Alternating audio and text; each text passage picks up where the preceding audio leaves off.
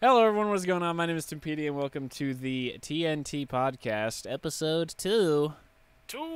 Number two. The Episode 2, the third one. It's going to keep going forever. I'm Timpedia. My name is Timpedia. Tim, I am the, host, because I am the guy who owns the YouTube channel. I'm Andrew, better known here as Friedman, also the weeb guy of the group. And I am just Tyler. I'm just... Yeah, that guy. Yo, round of applause. That was perfect. Yeah, flawless just intro right, after right last week's the royal chain. fuck up. Last week when I was like, Freeman, it's your turn, Freeman. Why am I introducing myself to people? We're slowly working out the kinks, all right, I mean, Tim? that's why we had an slowly. Episode 0. You're not The wrong. third time's the charm. Right. Well, the second, third? Second official time. Second Third time. official? I mean, most podcasts... See, it makes me feel so unprofessional when you listen to a bunch of podcasts that are like, yeah, we did like 5 episodes and didn't release any of them because we thought they were terrible. And we're like, we did an episode 0 and we put it out immediately because we don't... Hell yeah, man. Because you know why? Because we're not Matt Mercer, right? Or No, we're just 3 guys who whatever, are buddies yeah. and want to talk about nerd stuff. And wish we were Matt Mercer. It's high noon. It's Yeah, I high wish. noon. Oh, that's why? Okay. Yeah. It's like, who's Matt Mercer? It's high noon. You should watch his. Was it because he does Critical Role? Oh, he does the D&D. Yeah, that's the one. Yeah. He Is does that the one Critical on Role. It's on Geek and Twitch. Sundry? It's like Geek and Sundry. Yeah, it is. Yeah. I watched a yeah. little bit of it. That's just so much to watch. It starts off bad and it gets better.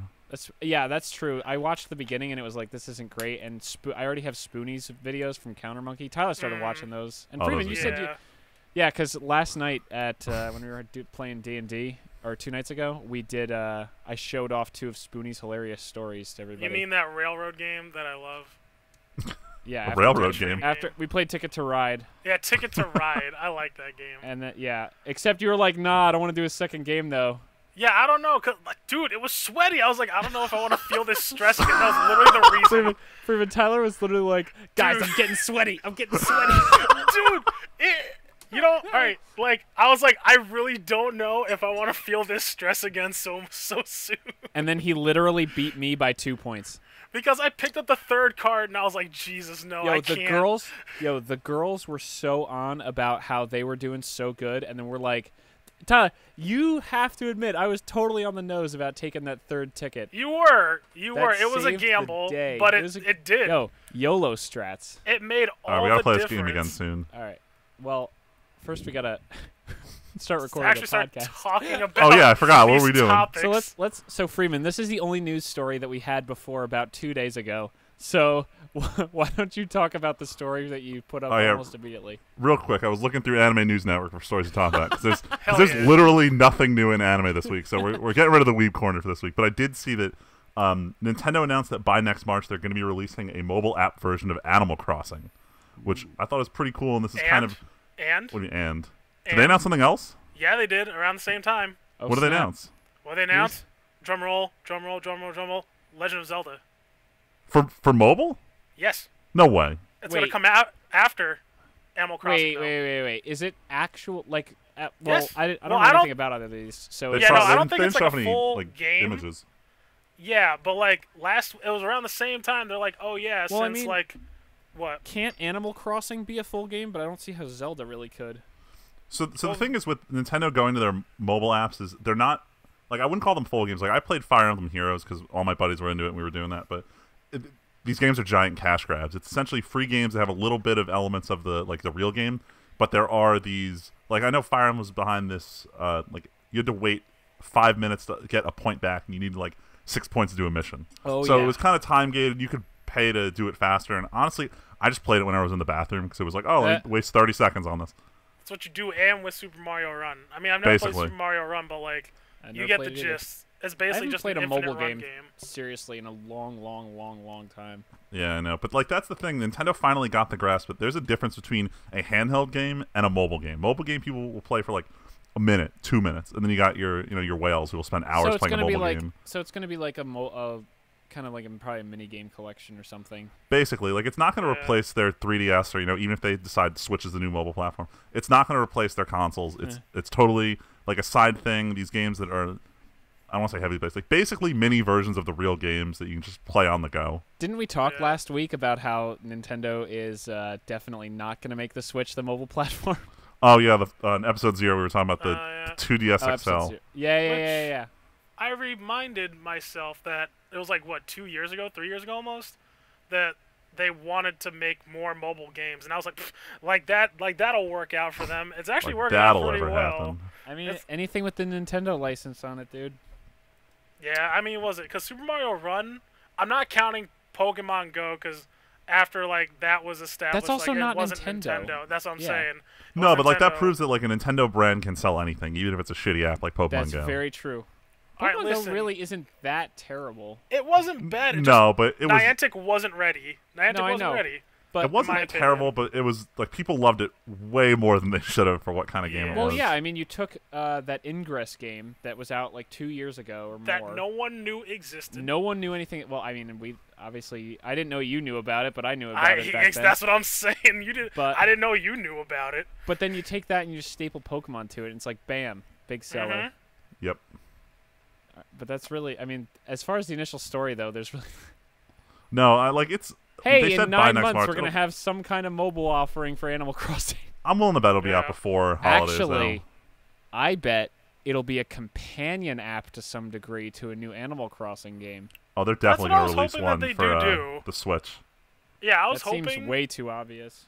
That like with these mobile games, it would be kind of cool to have, like you said, a companion app, like where you do stuff in the game, or like a certain amount of things, and like you can get stuff in the main game. Like for Zelda, I don't actually really understand, but for Animal Crossing, could you imagine even running like some minor stuff? Like I don't know much about Animal Crossing, but it seems like the kind of thing where you could do micromanagement. Oh, you could totally do something like the island in Animal Crossing. You'd be like, oh, switch over to your mobile app. Yeah. Well, they used to do that for Zelda too. They had it for, with the they had the Game Boy companion. Advance. Well, it wasn't a companion app. It was the Game Boy Advance game. It was like a Minish Swords. Cap? Or, oh, no, Four Swords. I remember on Tingle. when Fable Anniversary came out, on the Xbox Smart Glass app, you could that was kind of cool. You could like look at the map of the game and stuff like that, and do your inventory from your Smart Glass. But that was dead, basically. Was supposed to have that. Division was supposed to have that. It was so lame. I was like, yo, it's supposed to come out with just like an Android or iOS app where you could have like a map on your tablet or your phone, and like you could check the positions in like the dark zone. That's much more useful than Fable, because Fable really didn't need that. You did, yeah, I didn't need it. You guys need to throw it back further. You got to go to Sonic Adventure 1 and 2 with the Chow Garden on the Dreamcast VMU. All right, so next topic. You gotta take it way back. Yo, GameCube did it first. The Dreamcast. All right, let's do the next topic is kind of quick. It's me and Freeman will put Magic the Gathering in every single one of these podcasts, no matter what. We'll jam it anyway. But I actually put this because we were like, there's so little news that we care about, so let's just talk about the Pro Tour. That's fine. I can take this time to look at something you told me about. Oh, yeah. But this past weekend was Pro Tour Amonkhet, the big tournament post-Amonkhet release. And this was going to be a big one. Results are interesting. A lot of people thought that just because of how powerful Kaladesh block is, we weren't going to see a lot of Amonkhet cards. And they're not wrong. They were not wrong, but they were also not completely right. We did see a couple cards showing up that were really interesting. So really, one archetype exists now that didn't before, and that's mono-black zombies. Yeah. Literally, because, I mean, people aren't wrong when they say energy is a very parasitic mechanic, because it is.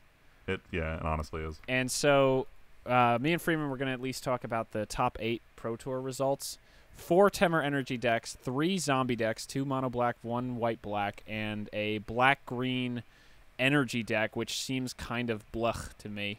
Yeah, I'm surprised it did so well, because it's, like, unlike a Aetherworks Marvel deck, you're building up energy, but with that green-black deck, it didn't have too many, like, this is where I'm spending my energy.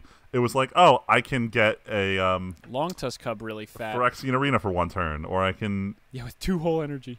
Yeah, it was interesting. I guess just play like a low to the ground game, and that's how I got through. But I wish the Abzan Tokens deck I was telling you about earlier had made it, because that deck is so cool. It's like an Aristocrats deck.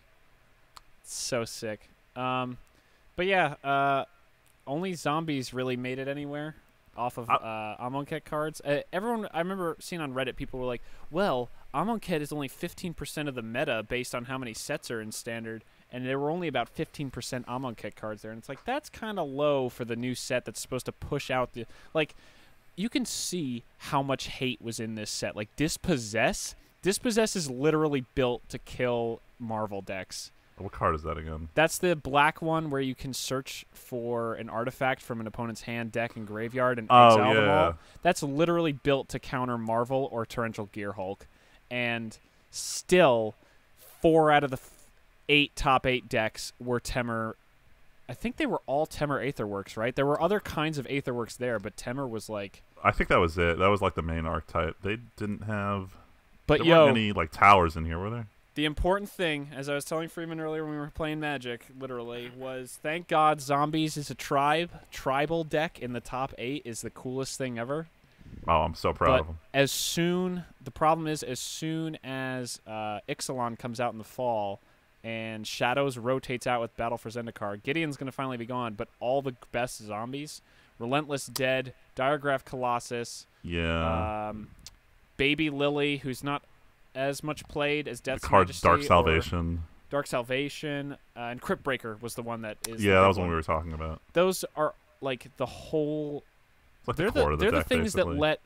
Like, the things that came out in Amonkhet were Lord of the Accursed and Dread Wanderer. So it makes it go low to the ground and a good Lord. And Liliana's Enchantment, Liliana's Mastery... And then Liliana Death's Majesty, I guess, is in the decks a few times. But, like, those are all just things that made the deck a lot tougher. Like, the zombies themselves a lot bigger because there wasn't a good Lord in, not really, in Shadows block.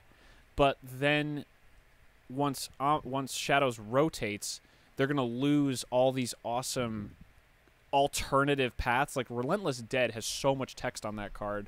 Crypt Breaker has so much text on that card, and Diregraph Colossus, like all these insane value zombies that really help. Like between the two sets, you have a great zombie deck. But I feel like as soon as Ixalan rotates, on its own, I don't think. Unless we get something in the Hour of Devastation that really supports zombies. But the problem is, I feel like it being a small set, they're really not going to do that much for it. No, they learned their lesson. They even said after Shadows over Innistrad, they realized that you need to leave a lot of the mechanics from the big set in the small one. And this is kind of right around the time that they're like learning these lessons. Investigate?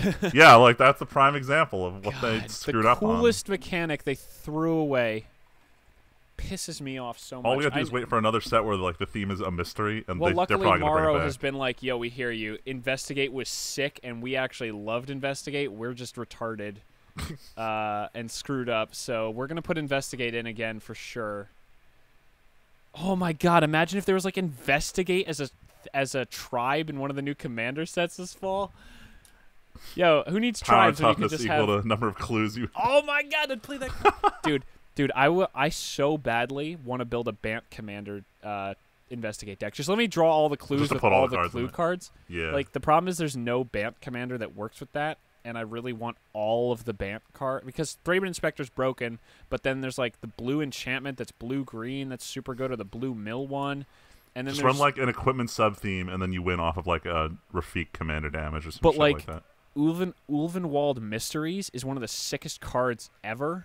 The one that makes clues when your creatures die, and then when you sack clues, you get soldier tokens. That card is so fun to play with. Anyway, sorry, Tyler. No, that's fine. That's fine. I was going to chime in and be like, yeah, you're right. I absolutely agree with you. Wow, this meta is insane. Speed Racer.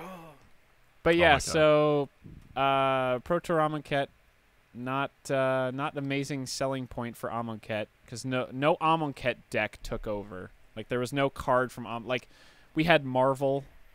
And then Tribe Zombies, and then Black-Green Energy was still... Technically, you could say 5 of the decks in the top 8 were based 95% off of cards that were in old sets. Although I do like it is making these old set cards super relevant, even if it's only going to be for the next couple months as Amonkhet block is the new deal. Like, outside Zombies, what is there? New Perspectives deck, the cycling deck was there. But that's the thing, we don't know yet. Like, Zombies wasn't a thing when Shadows block was new, and now it is. And I kind of like that they're pumping up the sets that are like this is trust unintentional me, because I love that, Shadows is but supposed I to don't be going know out. what that's also still linking to an old block. What mostly Amonkhet thing is there? Like as soon as Kaladesh came out, Energy and Marvel decks rocketed, and they only got better with Aether Revolt. I mean, it depends. They have like some kind of a discard. Like when you discard theme in like 2 blocks now, bam, you're gonna see like the cycling deck. It depends take on over. how good cycling and -1/-1, because those are big ass themes right now in Amonkhet. It depends on how much those carry over into Hour of Devastation. Or it even if there's also any kind of, depends like, on how link to good Nicol Ixalan. Bolas is, if there's a Grixis control deck in Hour of Devastation or not. Yeah, you're right. We do have mini. Because there is like no Cruel control Ultimatum. outside of, if you count Aetherworks, which isn't really a control deck. It's just a combo deck because Cat got banned. Yeah. All right, we're gonna move off this. Tyler, I'm gonna say this one, but this is for us. Yeah. Because you didn't even know this was news until you read the didn't. show notes today, which is I'm crazy. so happy now. Today, it was announced that there is going to be a Witcher show on Netflix. Yeah. Yo, even better. I am I was so looking excited. This up.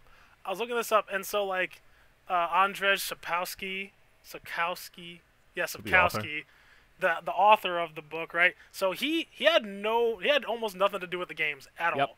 In fact, he even goes on record saying that like the games are just like pieces of shit almost. Well, not like you know that. why? You know why he he's says butthurt that? because he lost money. Yeah, he didn't. He Yeah. literally said, "Just pay me some lump sum right now, and I'll give you the rights forever." Like CD Yeah. Projekt Red didn't even owns get the rights royalties. forever. And he fucked up. And now, he's like, oh, salty now with I'm that. making money off the Netflix. But what I he don't did care. get, though, Like, I still yeah, love the books. I still need to play the 3rd game when I finally have it. Yeah, and also and what's have cool is, like a full week of my life to just sit in front of the computer. But yeah, have you seen any of the intros for any of the Witcher games? I Oh no, but I probably heard the saw guy twos. who directed those intros is working on this show. He also Yes. directed the Cyberpunk CD Projekt Red. Remember the one that Yes. came out like years ago, even though that project is still years away? Yes. That That's what makes me hype. Cyberpunk thing was insane. Yeah, he's supposed to be working on this project. I'm like, yo, I see nothing but good things. Yeah, this Nothing guy. but. No, he is directing at least. The IGN One article I read episode. specifically says he directs 1 episode a season. So whatever episode that is. I feel like this gonna is be the on perfect point. time for this because people are like, yo, CD Projekt Red's not working on Witcher 3, but we're still, like, because of the flop that, in a lot of sense, I mean, this is also news we forgot to write down. Mass Effect series is shelved indefinitely because Andromeda tanked so hard. Because Andromeda. Wait, really? Yeah, Hell yeah, it did. they announced they're suspending doing work well. indefinitely. No, it on- wasn't. It was selling well. It sold millions, but Yeah. the critical reception was so low that EA's like, Yeah. Mass Effect's on infinite hiatus now. All right, hold on. Indefinite, that is how you manage a series poorly. If it does bad, you need to come back strong. You don't put it away. Well, That's how you kill a regardless. brand. So, They've been but- adding stuff, but like it hasn't really been bringing people back in, unfortunately. well, I'll probably play it at some point, but I'm going to wait for all the patches and DLC to be out and buy the $20 Game of the Year edition, Yeah, even though it's never going to be a Game of the Year. Nope. No, but the reason I brought it up was because we're going to, like, without Mass Effect, like, Fallout and Elder Scrolls have never been really RPG. They're kind of action-y games, not like a heavy-duty RPG. Because there's not a lot of choices you make outside of, like, who I'm going to go talk to. Not a ton. But, so, like, Witcher 3 is still the gold standard of RPGs, and I feel like it will be for a long time. So now is the time. Like, people like me think the series is cool, read the books. Like, the books must be selling better now that they're being released in English on Amazon. Like, the last one just came out, the last mainline book. That other one's coming out next year. But, like, the mainline books are done. This is the time to strike while the iron is hottish. Get Well, those people are still who weren't looking at into it. Witcher before into it Yeah. now. Yep. Like, the Yep. 3rd game is still a masterpiece, and I feel like it's going to be for a long time. Like, And it just came out, 2 years ago. yeah, and it's still, like, the best RPG. I think some people have said it's, like, one of the best RPGs ever made. I'm pretty sure it's not an exaggeration to I say that some believe it. people certainly think Not that. only do you have this fantastic game that takes you hundreds of hours to like beat everything, but on top of that you have like mod support on it as well. Oh my god. Yeah. And Cyberpunk is going to be coming out, and people are going to be like, yo, CD Projekt Red, and look, they did Witcher, and Witcher's super cool. What's BioWare? I'm just kidding. I'm totally kidding. I want BioWare to come back and make some good stuff. No, I do too, but... Because, man, I played Andromeda, and I'll tell you, I didn't play it all the way through, but, like, the 5 hours I played of it, I wasn't feeling any of it. Yeah, no, I hear you. Yeah. Have they done anything else recently? Who, BioWare? Yeah. I want to say they did. No, they've been working on Night Seal on a SWOTOR. Yeah. Oh, right. Yeah. Oh, well, who knows? CD Projekt Red, though, came a long way. Dude, they are the example of you don't have to throw a lot of DRM on your game. You just have to make a fantastic game and clearly show that you care so much about it, and people will flock to buy your freaking game. If I didn't have to buy a new phone a few days ago, like every 5 minutes I'm tempted to just buy Witcher 3 just because I love CD. Like, they clearly care so much about that game to build it like that. A game like that can't be built by committee or without passion. Yeah, you can tell they put a lot into it. It's pours in through everything. And I still love it how when Obama went over to Poland, they gave him signed copies of The Witcher. Yo, I remember you telling me. Wait, really? Books. Yeah, dude. They gave him. This is our national treasure, dude. Man. And like the looks he got when like he's holding up the Wild Hunt, I'm like, dude, what are you doing? That's amazing. That is their national Polish treasure. Trash? What is this Polish trash? I'm Obama. That's like the one undignified like picture I've seen of him was just like him up on stage just receiving the Wild Hunt. Oh, you don't have a medal for me? You're just giving me bucks? It's dude, better than any medal. Yeah, really. Can't get any enjoyment out of a medal. You got this signed copy. Yo, I would be hyped if I got a signed copy of the Wild Hunt. Yeah, I know, but you actually care. Yeah, because I would care. You're right. Also, Wild Hunt's a random one. That's like... What? No, this was... They gave him... the game. They gave him Assassin of Kings, the second Yeah. one. Yeah, the game. They gave him copies of the books and the games. There you go. That's what Oh, really? And then when he came back to Poland again, after Wild Hunt came out, they gave him that one as well. Yeah, boy. I was like, yes. Every time he goes back, they give him another. Yeah, they give him another Witcher game. Here's the other thing. You know what else CD Projekt does? Freaking GOG, dude. They really? Yeah. It's CD Projekt makes GOG, and then CD Projekt Red is their developer that made Witcher. Like, talk about being on top of the world. Like, well, there you go. Talk about top companies that clearly care about people. Oh, yeah, they're also releasing Gwent, too. Forgot to mention that. I mean, no, like, some people care. I think the game I've heard is kind Gwent's of fun. fine. I just, Magic is my card game. Well, yeah. If you ever want to get into that electronic card game. Okay, so is there going to be an app for Gwent? No, seriously, is there going to be an app for Gwent? Oh, an app for Gwent? I don't know. All I know is that it's going to be on. I would play Hearthstone if I cared about Hearthstone anymore, but I don't want to put money in. But if I'm not seeing a mobile app. See? Yeah, without a mobile app, I can't care. I don't play Magic Online more than that's fair. Once in a freaking blue moon. But I'll tell you right now, if you ever did, it would go the same way as Yu-Gi-Oh! Duel Links, where you'd be fine the first life cycle of the game, and then when everybody starts when they start cranking out packs, that's when you know it's like, well, now you got to start actually buying packs, and if you want to win games now. See, but I feel like CD Projekt AKA the Hearthstone problem. Enough not to do that. But they're gonna. It's the way Hearthstone went. It's the way all card games usually Hearthstone go. started out with packs. It did, but you could get away with just playing the game. Yeah, but I feel like any card game gets to that point because there's so many cards out there. The problem wasn't adding new cards. The issue was, I know Hearthstone, everyone was really complaining when they added the concept of rotation, where stuff moved out of always being legal, and then you actually had to buy new cards. That was when people were like, I'm done, I'm out. Because as much as they give you that free batch of cards at the beginning, they're really not worth all that much. No. Yeah. Same with Duel Links, except I think Duel Links is like slightly generous because every time they fuck up or they go into a like a maintenance when they're not supposed to, they give out like 4 free packs. That's it's cool. great. All right. Well, we only Next have topic? 4 news stories this week, but Tyler, why don't you take it because this is the only one. Yeah. All right. Yeah. So this is just a follow up. I wasn't gonna It's so spend too much minor. time on it. It was just a 5th spin-off for the Game of Thrones. Oh my god. God. Shows have been announced since the last recording of our last week's. Hey, remember those episode. guys who had like 100 people listen and watch to some of the podcast? Yeah, let's show how wrong they are and talk Yeah. about how there's actually 5 shows. Idiots. There's actually 5 now. Oh, like, that. Those first 4 were so good. Yeah, and like I said, I didn't want to like.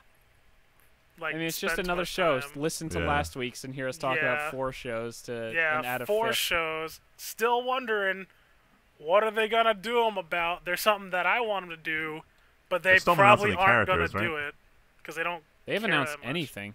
Yeah, they haven't. They're just like, yo, we're dropping 5 shows, and then They've been George like, we is got one writers, of them. we got people working on them, but you Yeah. don't get to know what they are.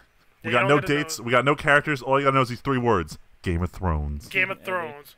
Instantly 5,000 pre-orders. But that's how it works. And I hate that shit. Yeah. I hate that. That's some Star Wars Battlefront shit. Yo, here's this pretty looking game. It's got all this great sound design. Psych, you ain't getting this whole game. Psych. Psych. All right. Psych. Well, we already finished the news, but I don't feel like moving stuff from the end of the show to now. So I guess do you guys need to take a break, or should we just go into the topic? I'm gonna take a short break. All right. We'll Short break. take our short break. And we'll come back with our topic and a bunch of other stuff because our topic isn't huge either. Woo! Short podcast week. Short pod. Well, that's what we said last week. Yeah. Well. And look what That's happened. true. That's Which true. I'm fine with. I like going off on these tangents. Dude, They're fun. podcasts, like, I don't understand people who are like, I like 45-minute podcasts.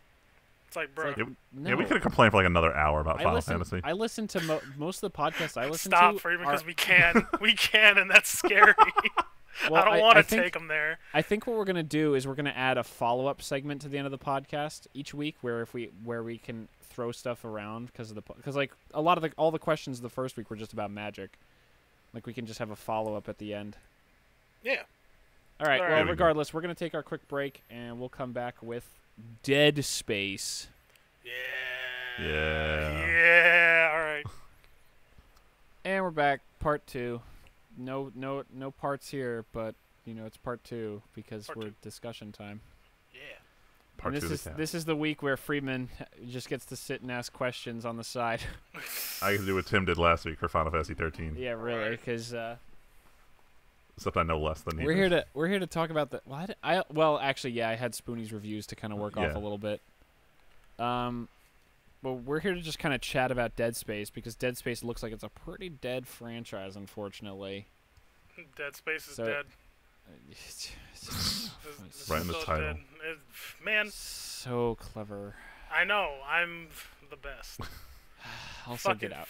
Screw yeah, man. All right. They turn it into a Michael Bay movie. So let's start at the beginning. and So we're gonna Dead Space start at the 1. beginning.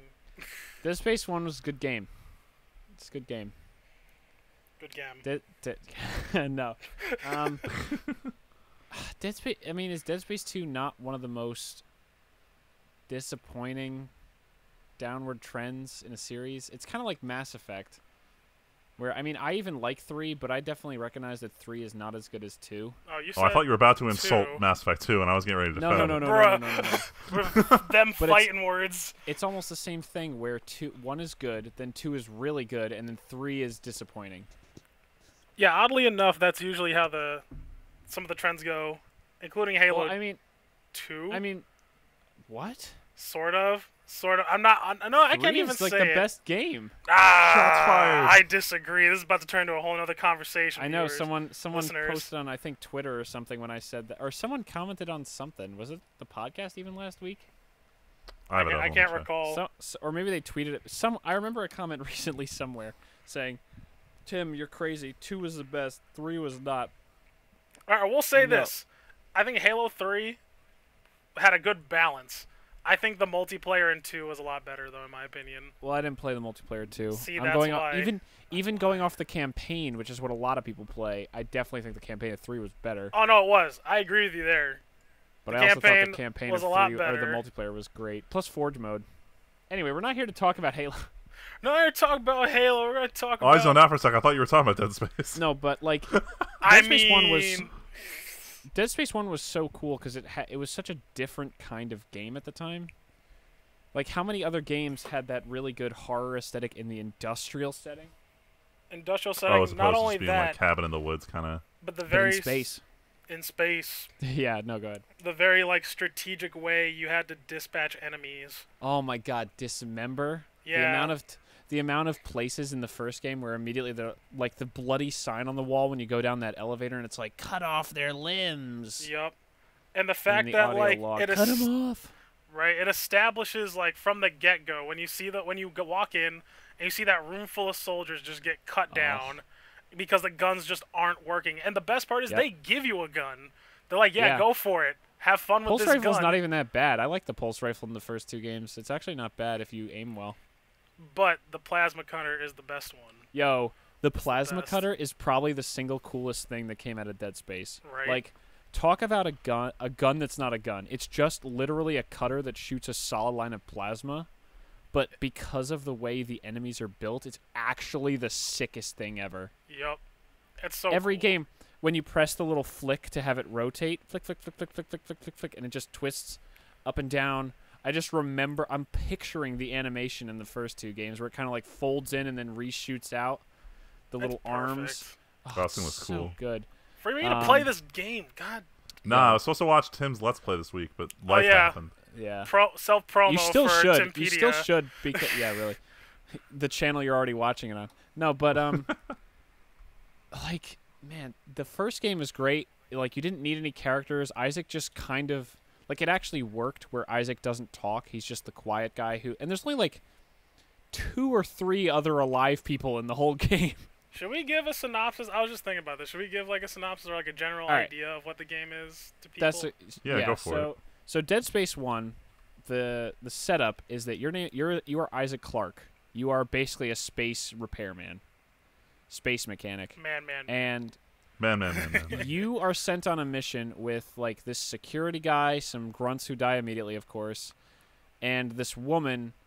And you are supposed to repair We've lost contact with a ship called the USG Ishimura, which is the largest planet cracker in the USG. I guess they're the company. I can't remember what it stands for. The mining company. Yeah, the mining organization, whatever. It doesn't really matter. They've lost communication. You're sent along. She's there to kind of find out what's happening. He's there as security. And you're there as the guy who's supposed to fix any problems that somehow they haven't fixed themselves, even though the ship is like the size of a city. As planet cracker ships basically literally just rip out a chunk of a planet and then just process it all. Like they rip planets to pieces. Oh, it's like a mining operation. But they literally like harvest planets piece by piece and then feed them into this giant smelter. And just take all these insane amount of resources. Like, they just rip dead planets apart. And you get there, and there's no communication. Of course, you almost crash on landing for no reason. So you're stuck there. Like, there's no good reason. You just kind of, like, it's like the approach. Like, there's guidance software, and it fails, of course, because of the ship. And you basically crash land. And pretty quickly you find out that the entire crew has been turned into what are called necromorphs. Yeah. Right? Necromorphs? Yeah, I think I have numerous times confused them with xenomorphs. Yeah, they are necromorphs. Sounds close enough. I know they're necromorphs, but they're necromorphs, which are basically these undead husks that like shoot bone shards out everywhere, and they're like super aggressive zombies. This is also like one of the first examples of like fast zombies. I almost want to compare them to the Flood. They're similar. They're definitely similar. They're similar in nature. And you find out pretty quickly that there's almost no one. There's only one guy alive on the ship, and he's this cult leader. Because the unitologists basically they were cracking this planet. Oh my God, they were cracking this planet, and they found this ancient artifact called a marker. And when they brought it on board, people started going nuts. They started seeing things. They started killing themselves, and when they were dying, they would come back almost immediately as necromorphs. That's great. And eventually the ship just gets corrupted by them all, and everyone dies except this religious nut who's trying to create the perfect one, and he does, which sucks because he's annoying. Because he's annoying. He is very annoying to fight. There's a Peng statue in there somewhere. Yeah, if you get that. It's actually right at the beginning of the game, and you can see it, but you don't have the grabber yet. Yeah. But the reason Isaac's also there is because his girlfriend Nicole is on the ship. And you see her all the time, and it's like, she was a vision. She's dead. Spoiler alert. Dead, Jim. Plot twist. Plot twist. Man, I knew she was dead. When I was playing the game, I'm like, this bitch is dead. But was it obvious, or? I mean, you kind of figure, like, you hear all the time, like, all these audio logs of people being like, we're going crazy. We're seeing things because of the marker. And then Isaac sees his girlfriend just walking around in the middle of a fight. Like... Oh, okay. Yeah, you're not real. I'm pretty sure. But, like, the security guy dies. The Grunstein, like I said. The religious nut dies as well. I forget how. And then it turns out the woman is, like, an agent of EarthGov. And she's like, we need to take this marker back and study it because good idea. And then everybody's like, no, because since Isaac couldn't talk in the first game, everybody else was talking for him. So there was the other side was like, no, we have to destroy it. Isaac, you got to go destroy the marker. And it was like, duh, well, no, okay. Marker Nicole is like, we got to stop her from taking the marker away. Yeah, that's right. That's right. That's before he got a voice. So Nicole had to be his voice. Which I thought was interesting. I thought it was an interesting design choice, right, when they changed from mute Isaac to Isaac that just won't shut the fuck up. Well, that's the third game. So in the second game, he can talk. He talks, but yeah, I guess he doesn't talk as much as he did the third game. Yeah, he's a veritable fountain in the third game. But we'll get to the third game. So the second game, you wake up as Isaac, or you start out as Isaac, and you're basically in a medical facility for crazy people it's called Titan Station, and it's orbiting Saturn. And you're a medical patient there, and it's basically at the end of the second game, you escape the planet as the Ishimura basically drops.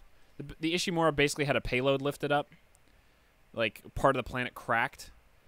Or it was suspended or something. And then for some reason, when the marker gets, like, you, Isaac, take the marker back because Nicole in your head is telling you to do that to stop this. You take it back, and immediately the government woman undercover takes it back from you. And as soon as she does that, it sends it plummeting down, and you escape just in time. And the final boss, which is this giant it's like the size of a building that you fight. It's actually really cool because he, like, holds you up, and you have to shoot tentacles while you're flying and everything. Yeah, some Resident Evil shit. And then at the very end, Isaac sits down tired on a shuttle, and then Nicole appears and attacks him. And then it cuts to 2 where you've apparently been picked up like you were adrift, and the marker was destroyed, thank goodness. But you've been taken to this medical facility because EarthGov is basically doing research on the markers, it turns out. And spoiler alert, aliens. Spoiler alert, it turns out they built one because they're retarded. Yeah, they're not good at this. It's like Earth now. We're not really good at anything. No, they're pretty stupid. So But Altman be praised, so immediately, so you have one session where you're clearly still having visions of Nicole. It's basically the credits intro sequence is like, yep, I'm being talked to by a psych guy, but Nicole's still in my head. That's great. Turns out that somehow EarthGov realized that you had codes in your head because you were exposed to the marker signal, and they could build a marker based off of the info, like the alien messages in your head. Oh man, we are almost getting at least to that part that I like in the game. One of my favorite parts. What, the very beginning? Towards the end, with the needle in the eye, bro. Oh my God, Jesus! I feel like you're talking about. I feel like you're describing Alien 3, honestly. No. It's so you wake up in the facility and there's like you have that intro scene and then you're strapped into like a vertical table, or like a gurney or something, and a guy is in front of you flashing a light in your eyes. He's like, Isaac Clarke, you're in terrible danger, and then a necromorph stabs him and stabs him and starts turning him into a necromorph in your face. Awesome. That and was then great. That scene it's so was cool. great. There's these little winged ones, Friedman, that can like stick basically this like proboscis or whatever into your forehead, and if you're dead or alive, it just immediately starts turning you like super fast. Dang. And the first scene is so cool because this guy's like, Isaac Clarke, you're in terrible danger, and then it jumps up and does it to him, and he starts transforming in front of you, and he starts like twitching and things start shooting out, and then he grabs you and pulls you right into his face, and then as Isaac he like lunges towards you, headbutts and the like, shit out of him. But like he pulls you in and leans in towards you, and like the pieces of his face fly off on tentacles, so like all of a sudden you see like the muscles underneath, and Isaac just headbutts him in his face. Yeah, oh it's God. great. And you're in this straitjacket, so you can't move your arms, and you just have to run through this hospital ward as you watch other crazy people being ripped to shreds by necromorphs around you. It's super cool. But it turns out EarthGov built this thing. You find this cool pilot, Ellie, who's ruined in the third game. You find this crazy guy who does some crazy stuff named... starts with an S. I forget. What's his name, Tyler? I don't remember. I told you I forgot something. Strauss. That's what it is. Strauss. I'm gonna let you know, listeners. Man, like for some reason, that was one thing I should admit. Even though I really like this game, there's a lot about the story that I just forgot about. Mostly because like the experience was just like really good. The experience was good, but the story for me wasn't as memorable. See, I know it because I've played through the first and second game so many times, especially the second game. I'll just play it for fun. Yeah, it's I'm a bored. great I'll re-download game. Dead Space and just play through the first half again. Like, if you're a horror / sci-fi fan, it's amazing. Like, the world building is pretty great. The atmosphere is also great. But basically, the story of the second game turns out EarthGov built this thing. You have to go into a machine that stabs you in the eyeball so that you can figure out how to destroy it. Nicole's still helping you out. That scene is insane. I want to talk about that scene, though. Freeman, okay, so at the end of the game, you crawl into a machine. And you've been leading up to this whole time. Actually, so you have this pilot, Ellie and Strauss. And Strauss is like, for some reason, Isaac's like, I need Strauss to tell me how to destroy the marker. And Ellie's like, okay, I guess. I don't like anybody, but I'll work with you. And then you get separated from them, and Strauss is trying to recreate the machine where they stab you in the eye. So he stabs Ellie in the eye with a screwdriver. Yep. Ew. And then later on, he comes at you, and he's holding the screwdriver, and the eyeball is still on the screwdriver. Yeah, you thought she's dead. You think she's dead the whole time. Yeah, you think she's... So there's a scene where he, like, jumps up to a window with this screwdriver with an eyeball on it. Wait, she's not dead? So there's a scene where there's a window in the way, and he jumps up and he's like, Isaac, I'm gonna make you see and make you solve the problem, because he's running away from his guilt, and Ellie just comes up behind him and smashes him on the back of the head with something, and she points at Isaac and says, "You owe me an eyeball, you asshole," and her eye socket is empty. Ugh. The game is so good, Yeah, but great. you basically work your way through. The EarthGov guy who's running things is still alive the whole time until you kill him right at the end, which is cool. And then you have a ghost fight with Nicole, which somehow destroys the marker. And then Ellie saves you, and it's cool. And then the third game is just terrible. It's like there's a master planet for the necromorphs. And you spend half the third... Like, basically, the whole... Like, humanity is dead at the start of the third game because... Frickin' EarthGov and the Unitologists both can't stop building markers all the frickin' time. Because they just love the necromorphs. Like, literally, EarthGov just randomly is building research facilities everywhere to try to figure out how to control the markers for no good reason. And Unitologists just blow up the protective shield and start turning everyone into necromorphs everywhere they do that. Because they believed. They're like, Altman be praised. Yo, so if you read the book Martyr, it talks about how Altman was actually the first person to try to stop them, but a conspiracy to spread the markers turned him into their religious figurehead for history. God. Dude, you should read the book Martyr. It's creepy that sounds as interesting. hell. It actually explains how there's a marker on Earth. Oh. There's a marker on Earth that's basically discovered in Mexico. Well, and where's it starts the Ark? This whole thing. The Ark is on Earth. I know. So, but Freeman, the third game is you go to this planet that's like the Necromorph homeworld, of course, and you find a fleet there, and you spend half the game in this crappy old ancient fleet doing nothing. And then the second half of the game, you go on the planet, and it turns out the moon is a necromorph that you have to fight. Yeah. The moon is a necromorph. Is a necromorph, nigga. And you kill it, and you jump back to Earth, and it like follows you to Earth or something, and it's like game over, we lost, whatever. So the third game's bad. There's microtransactions. Wait, it ends on a bad note? That's how the series ends? Oh, it does. Yeah. The thing is, alright, so the one thing I did like about Dead Space 3, I did like the customization, like the guns you can make were really cool. No. You didn't like it? Too much. I liked it. Because it was too easy to put microtransactions in there, dude. You're right, but I didn't need. You don't need them. You don't need them.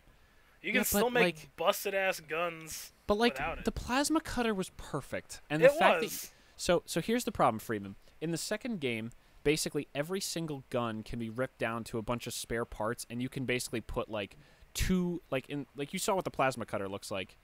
You know how like you can flip it from vertical to horizontal to decide how you want to shoot limbs. Like arms, you probably want to shoot at the shoulder with the vertical, but legs you go for the horizontal. Legs want to go horizontal. It's super cool. Yeah. But in the third game, you can build a plasma cutter that has two horizontal beams or one that has the horizontal beam and a flipper mechanic that makes it go to both. It's like, come on. Well, no, why are you making me... you don't have to. No, you the whole point is so you can have like two guns. But that's stupid. How is that stupid? What? I love that. Lazy. It feels lazy to be like, why not just strap two guns together? Yeah, but then you can also, I don't know. I thought it was cool. I thought it added like a new versatile way to play the game. Because then you have universal ammo. You do. And that's what they did. Never good. And that's what it's never good to have universal ammo. But I still liked it. Mostly because... The guns in 2 were so good, except some of them were useless, but most of them were cool. Like, it was mostly purely for the novelty I liked it in 3. Like, in 1 and 2, I think that's how it should have stayed. I think that's Freeman, how... in 1, you don't... Tyler, correct me if I'm wrong, but I don't think you upgrade the guns at all. Or no, you do at the workbbench. You do. In fact, there's an achievement so in the first... for upgrade. Well, not upgrading, but like... There's achievements. Going through the gun, or going through the game with just the one gun. I have completed that achievement of... Yeah. You just apply like minor upgrades to the same gun as you go along? So you get these things called power nodes, which unlock special locked doors, or can be used to upgrade your guns. In the second game, they also let you upgrade your armor and attachments to your armor, because you get 2 attachments to your armor. You get a kinesis module which lets you grab objects, and in the first game you kind of just launch them a little bit, but in the second game you can actually shoot things. Yeah, so if you grab like a spike, you can actually nail guys to walls with it. I was like, or it's even like better. Gravity Gun in Half-Life? Kinda. Yeah, well you can, so like what the deal is too, you can like shoot a dude's arm off. Yeah, and then, oh my god. And then launch Freeman, it at people. You take the plasma cutter, turn it vertical, shoot a guy's shoulder off, grab the arm, because they all operate the same even though they look different, but it's a bone spear. Pick up the arm and then shoot him in the chest with it and kill him. Yeah, that's great. The other module is a stasis module, which is basically like a slowdown whenever you shoot this bullback thing, which is cool. But like, oh my god, and the 0G in the second game is like the best 0G has ever been in a video game. Because in the first game, you go into zero gravity sections, but all you do is launch yourself in a straight line from point to point. It's kind of like just like you can walk, but you also leapfrog. In the second game, you have little booster jets all over your suit, so you can float around and fight in 0G. Oh my god, it's so good. It's pretty good. But those are the upgrades, which are fine. Yo, do you remember the bench, though, in the second game? Because, like, you work at this thing called, like, a workbench, essentially. Yeah, that's where you upgrade your stuff. I hated it, and this is what partially made the second game really good for me. So I remember there's this one bench. It's like halfway through the game, and you know it's like every save room. It's like, oh yeah, like you're completely safe in here. Nothing's gonna happen to you here. While you're in the workbench, because there's no pause in that game technically. Oh yeah. While you're flipping through your items, you like, can easily be attacked. Yeah, a necromorph jumps just spawns from the ceiling, and it starts attacking you while you're in it. And some people are like, so you have to back out and run away. Stupid, but I love it though. I wasn't ready for it. It was great. You're not paused. Stop it. Stop being complacent. You're not paused, dude. Yeah, you're not paused, and I love it. Like that game, like there are sections of 1 and 2 where it just wouldn't let you breathe. Yeah, it's fantastic. Like, all right, so I got a question for both of you guys about the series. Go right ahead. So, obviously Dead Space is just about like the horror aspect to it, but were there a lot of jump scares in the game, or was it just mostly the atmosphere there are that led a to the decent feeling? number, but so I don't like horror. Tyler likes horror. I actually really don't like horror as a franchise, and it tells you a lot that I put up with the horror and liked the themes enough because of the sci-fi-ness of it that it is. I can't remember what number it is, but I'm pretty sure Dead Space 2 is in my top 10 games of all time. It's good sci-fi. That's why I also like it. But like the horror is a lot about the theme and the fact that these necromorphs are so creepy, and the fact that they're like, oh my god. Like Freeman, in the second game, your second mission is to go to the morgue and find the captain's bodies so that you can unlock the captain's codes so that the girl can basically get access to the highest level systems on the ship.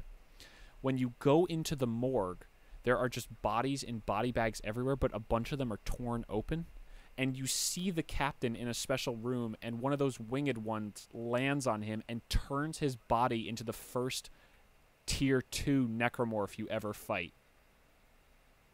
Yeah. Because you fight regular necromorphs that are white-skinned, and then there's these big, swampy black ones that are the tier 2 ones that are much harder to kill, and it turns the captain into the first tier 2 one. So then he breaks through the glass, and you have to kill him to get his codes out of his head. Oh, cool. Yeah. It's such a good scene. Like, you're just trapped in this morgue with bodies around you, and you're like, oh, shit. Yeah, what is that thing? These could all become necromorphs in a second. They could. Oh, shit. Yeah, and then there are scenes like, there's scenes in both games where you see a room with bodies in it, and you just see one of those winged guys flying, and you're like, no, no, no, no, no. Yeah, and you just gotta run in there as fast as you can. Sometimes you just start shooting, man. Sometimes you make it, sometimes you don't. Like, you just start blasting because you're like, no, I can't let him make more necromorphs. Yeah, no. And that's the thing, too, because sometimes if you're not paying attention, and, like, say one of the winged ones, like, you kill that one, but you don't kill, like, the winged host to it, it'll move to another body. If you don't kill it in time... grab all the bodies in the area. Yeah, which happened to me a couple of times, because, like, you'll have multiple of them in a room, and then you lost track of the one, and it moves over to the next body. Yup. And then you're just like, and it could be any body. It could be just a rando body that like is off in the corner somewhere that you didn't even see or didn't even think about because like, oh, it's just a dead body, not even like a necromorph, but they take over the dead body. Mm-hmm. It's great.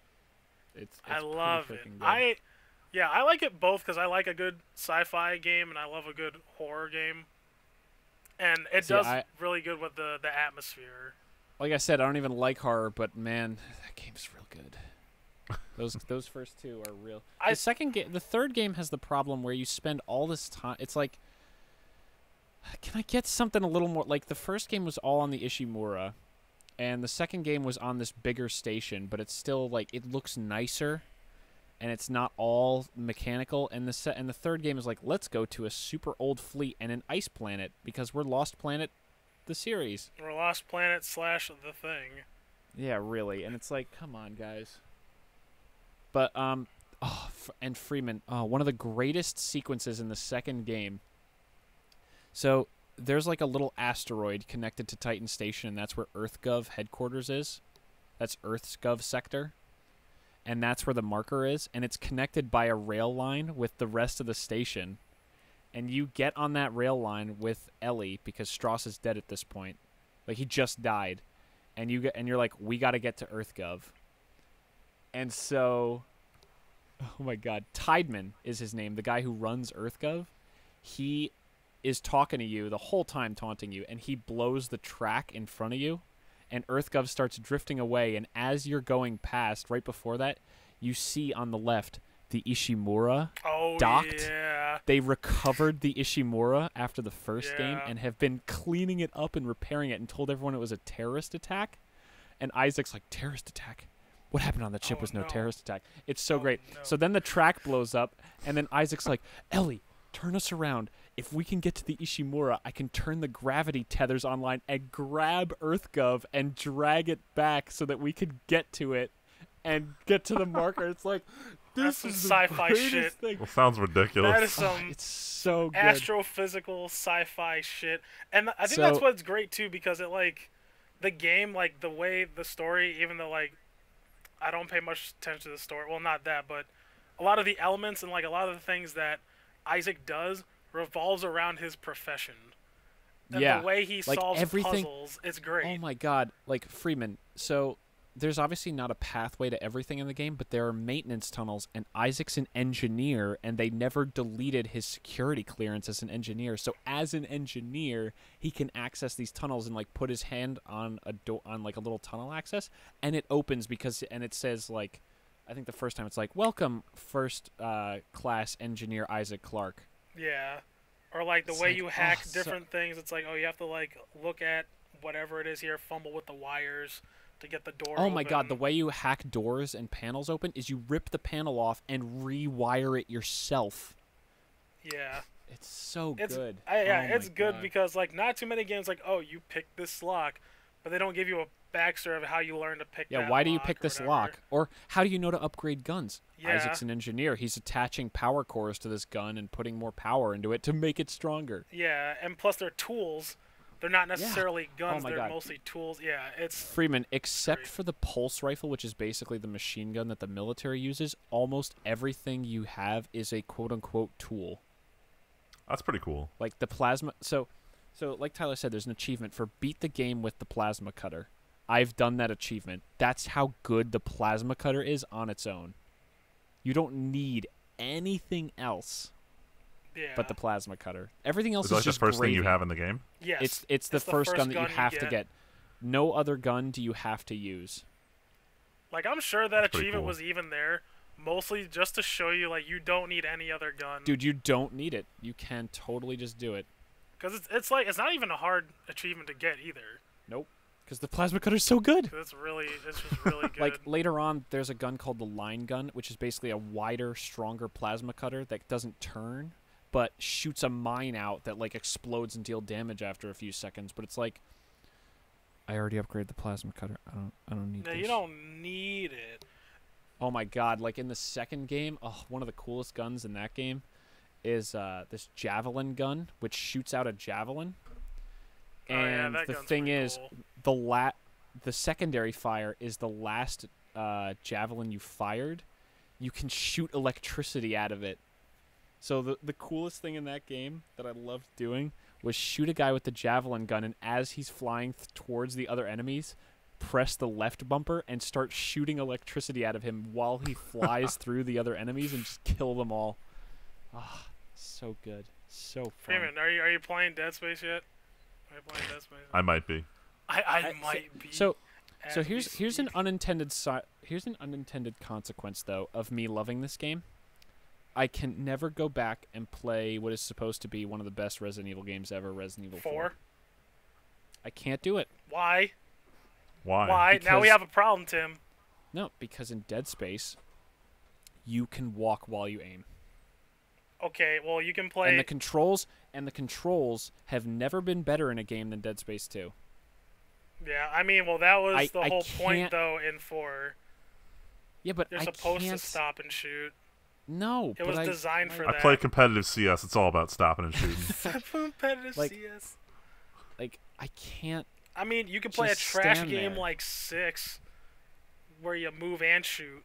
So I played 5 co-op when it came out because Ed couldn't beat it by himself, so me and Ed did co-op together. The game's easy peasy. 6, I'm never gonna play. Because 6 is garbage. I want to play the new Resident Evil. I want to play the new Resident Evil. Which for sure. one? 7? The newest one. Oh yeah. I don't know why. You know why? You know why I forgot?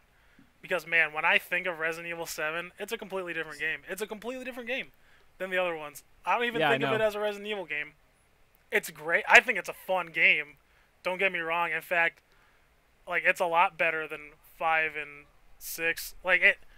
Certainly better than 6 could ever... Oh, my God. Because, like, it had Resident Evil elements to it, but it didn't have the feel to it. Also, the game felt too easy. 7? Yes. Really? I thought the game felt way too easy. Even when we played it that one time? Yes. Wow. Well, hold on real quick. Which of the Resident Evils do you feel is the hardest? Which one? Oh, out of all of them? Code Veronica is by far one of the hardest games I ever had to play. By far. Had to play? I had to. Yo, but that game was so good, though.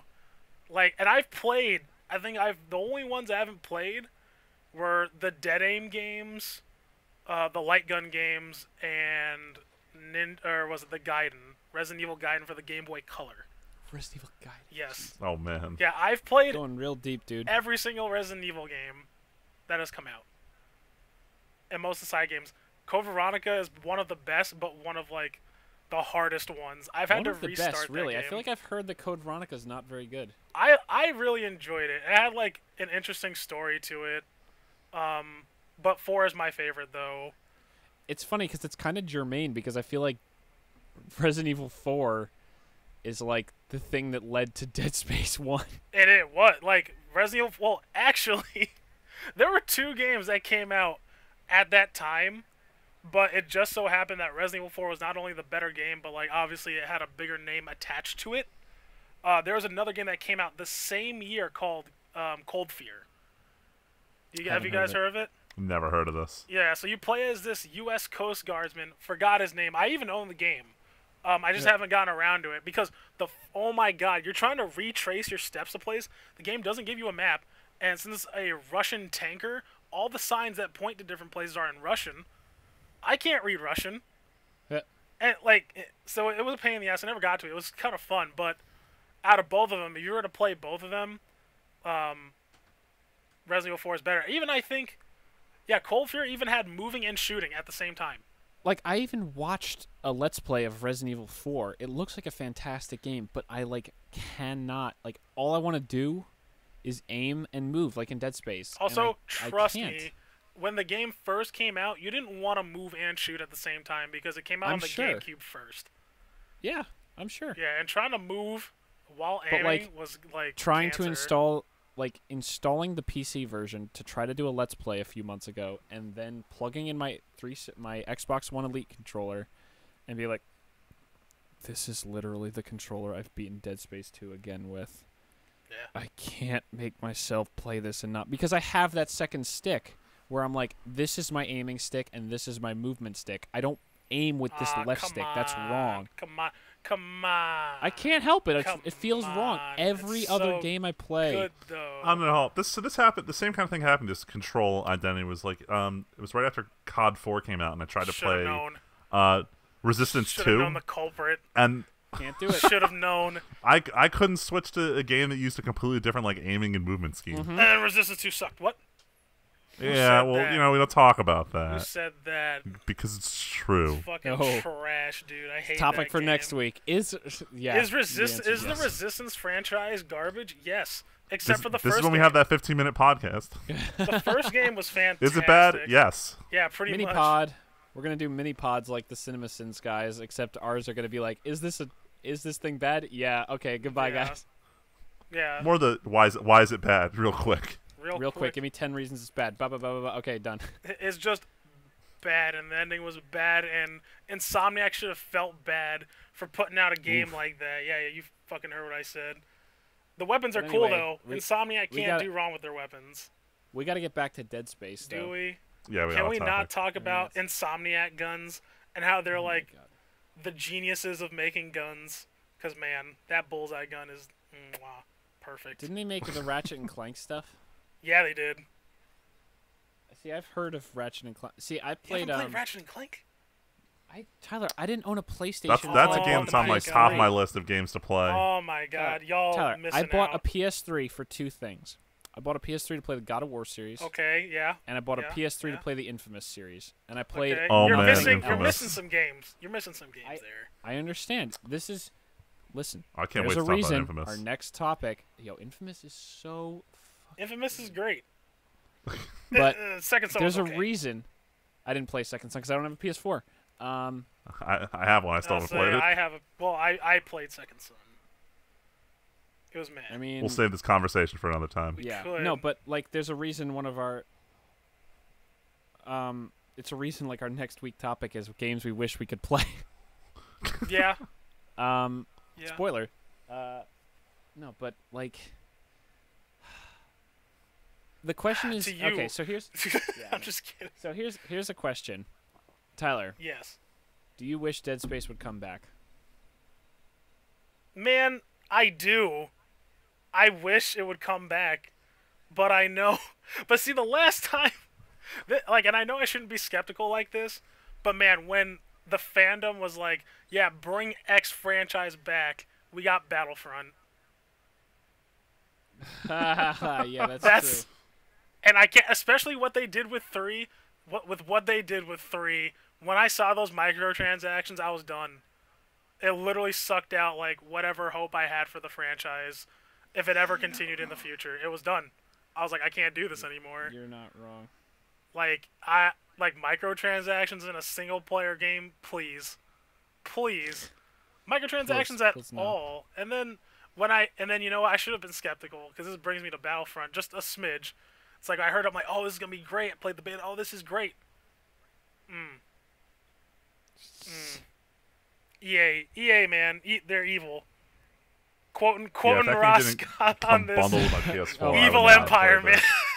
EA's evil. I can't do it. But yeah, I do. Do you wish it to come back? Do you want it to come back? I'm gonna shock the world. I'm gonna say no. No? I feel like Dead Space 3 showed that it's been taken as far as it can go. Mm-hmm. I don't want a reboot. I don't I don't think anyone could make a game like 2 again in the same universe. I don't want another story of someone else dealing with necromorphs. I almost feel like it's been done too much. Yeah, like you said, I feel like they've gone as far as they could have. Like, 3 was definitely a disappointment, and you seriously could have made a better game out of that. But they didn't. That was their last chance, and... No, but I think it showed... Like, they didn't change people that much. EA just kind of probably added in a lot of the microtransaction stuff, but you have to feel like 90% of that game would have been the same.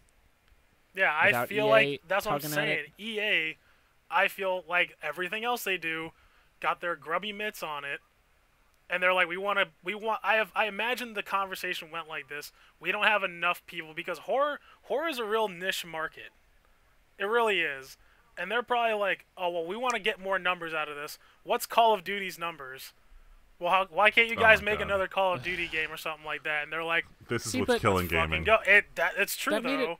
That made it a little more action-y, but I feel like that didn't do much else. It hurt. I feel like it hurt the player, the base audience, than improved it. I feel like though, I feel like that changed how they did gun customization and stuff like that. But I feel like the skeleton of Dead Space 3 wouldn't have changed that much.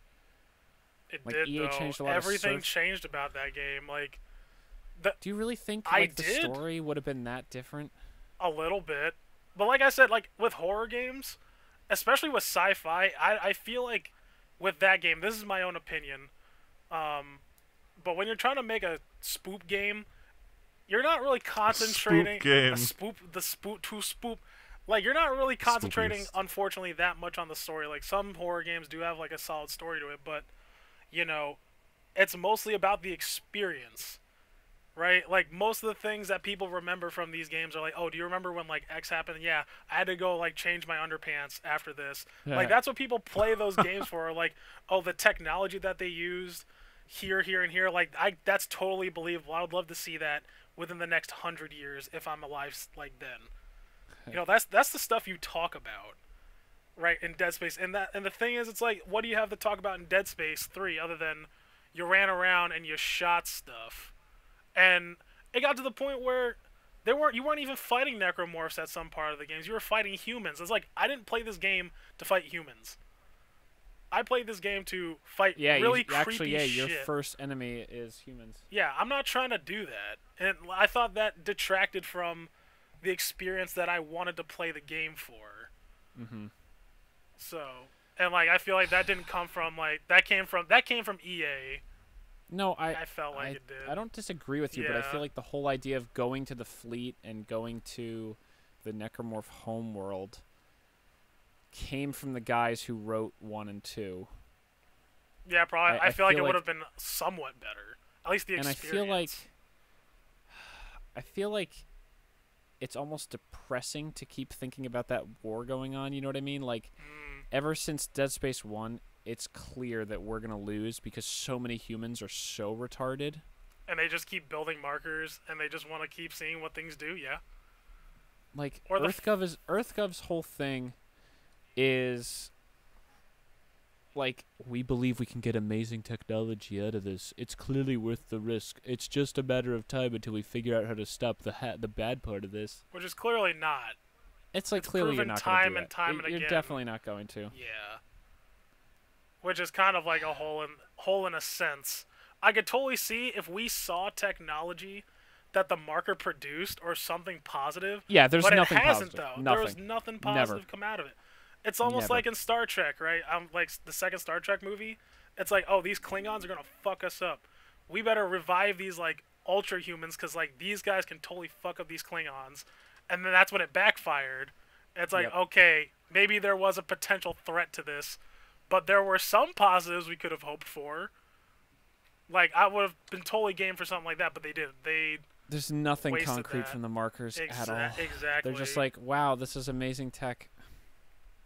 Somehow we can grow markers, but we don't understand how the signal works. Like, they did, yeah, not only did they not really figure out, like, concretely how the signal works, like, they couldn't even, like, find a way to really weaponize it either. It mostly just backfired on them. It just made necromorphs. Yeah. And then you trigger a convergence event at the end of the second game, and it's like, what does that even do? Isn't that going to just destroy all life? Like, this seems stupid. I think we finally reached the point where maybe I thought, like, maybe I'm like, okay, maybe this is why I forgot some of it. See, the gameplay is so good in Dead Space 1 and 2, but... so smooth. The mechanics are great.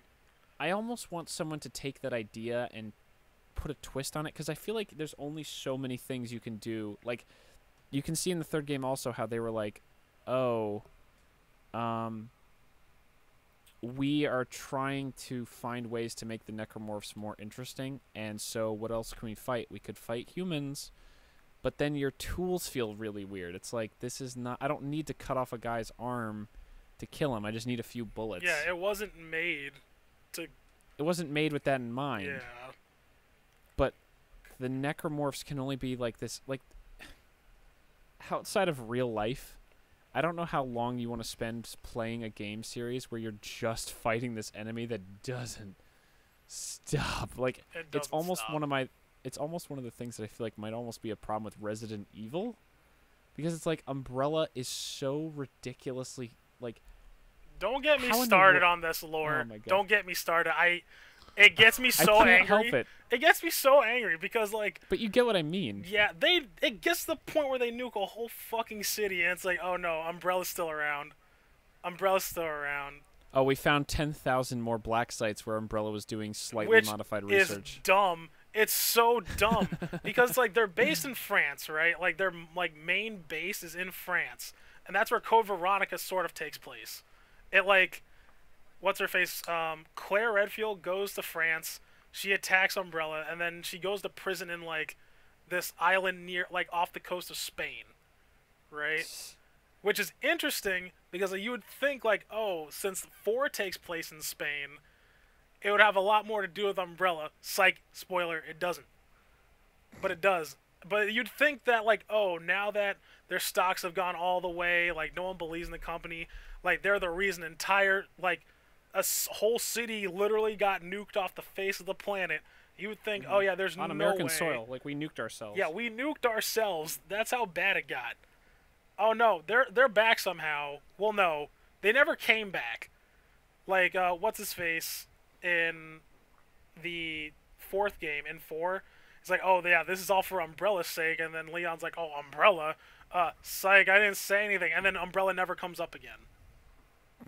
Never again. That sounds terrible. It is. It's the worst, like, plot point in the whole franchise. And then it's like, in 5 you have Tricell, right? It's like, okay, are these supposed to be a derivative of Umbrella? The only person who's left from Umbrella is Wesker, who Yeah, he doesn't even say anything about Umbrella. But now you got these things, these fucking, and like, that's what I'm getting to, like, the enemies, right? Because the enemies go from, like, the shuffling zombies to, like, the tyrant virus, which is like, okay, like, that's kind of cool, like, these, like, you know, whatever it is. But now you got these viruses. But then now you got these, like, weird, like, okay, how can we ramp it up? Oh, let's make these, like, giant black masses, and that's what they stuck with since 5. Like, that enemy design has not changed. Well, except in 7, where it's like a telepathic girl making them out of sludge. Yeah, but they're still sludge. I don't know. They're still sludge. You're not wrong. They're sludge monsters still. And yeah, that's literally all of them. But that game created the atmosphere, so I was all right with that, which made the game. Earned it. Yeah, like I was like, I could get past the redundant sludge monsters. The final boss wasn't even that cool anyway, but it didn't matter. It was about the experience. Since we've, as always, gotten like an insane amount of play out of this topic, that's just kind of rambling and chatting. Yeah, dude.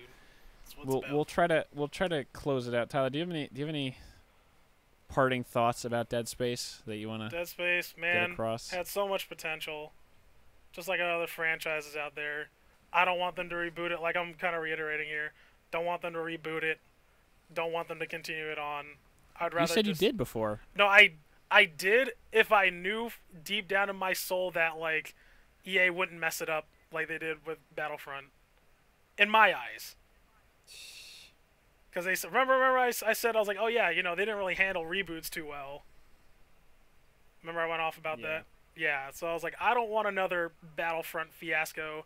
I also mentioned, like, I don't want another game, like Dead Space game, especially if they're going to add microtransactions. I'm content with playing 1 and 2 over until my eyes bleed. And that's about it. Yeah, I'm kind of in that boat. Like, man, I love Dead Space 1, and Dead Space 2 is, like I said, so good. It's just such good games. Yeah, and you brought up another point. I kind of want more. They went like far enough. I feel like they took the story like you brought up a good point about that, in my opinion. And there are also like books and stuff like that. Some of which I've read. There's also that game on the Wii that I don't care about. Oh yeah, I forgot that like was a the movie. thing. There was like oh my god, I think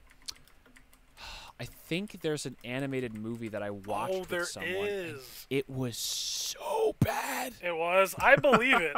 That's why I never saw it. Was it like 2D or 3D animation? It was so. It was 2D. It was 2D movie. It wasn't good. I think so. At least it didn't look good. I never saw it. I had the drive to watch it, and I was like, the animation didn't look good at all. Yeah, no, it was pretty bad. Okay, but like, well, at least I know that now, so I'm not gonna watch it. I've tried in recent years to be like, to kind of recognize the end of things and be like, it's worth it for a thing to stop. Like Halo could have stopped at 3, man. It could have. I agree. It would have ended on a high note, regardless of whether you think it's the best game or not. I think 3 was certainly a high note. No, it was. I think Halo 3 was an excellent place to stop. It was so good to stop, and I agree with you. You could have even left the teaser at the end of Legendary and not done anything. Right? I was fine. I accepted that the franchise was over. It was over. And they weren't going to continue any games, and then they said 4 was coming out, and I was like, fuck. I don't... And it's the start of a new trilogy. Need this. I don't need this. I don't fucking need this. I don't need Luke Cage. Guess what? I don't want Luke Cage in my Halo game. You also play Halo 4, and you're like, I really, really didn't need this. You're right, which is why I never played Guardians. Never played Guardians. Me neither. I'm gonna have to someday. I'm not going to. It's not worth Tyler, it, no. Tim. It's Tyler, not Tyler. worth it. It's not. Tyler, we have to start recording Halo 2 Legendary. You're right, because that game is beautiful. I feel like it's going to be such a good discussion in time. Even if we die 10 trillion times, which we will, I think it'll still be worth it just for us to sit down and, like... Oh, for sure. Like, take some time and just blow through that sucker. Yeah, we should. It's a lot of fun. No, it is. But as far as Dead Space... As far as Dead Space go, it's a dead game. See, I'll full always circle. want This game is more. dead. Dead Space is dead. I'll always want more, but I recognize that I shouldn't have more, that 2 probably is as good as Dead Space can physically be. It had great story, it had good twists, it had good scares, it had great weapons. The game feels so good to play. Like, the controls are so perfect in Dead Space 2. Yo, speaking of trilogies, just real quick, you know what game I thought I didn't want more of, but decided I wanted more of it when it came out? Gears of War.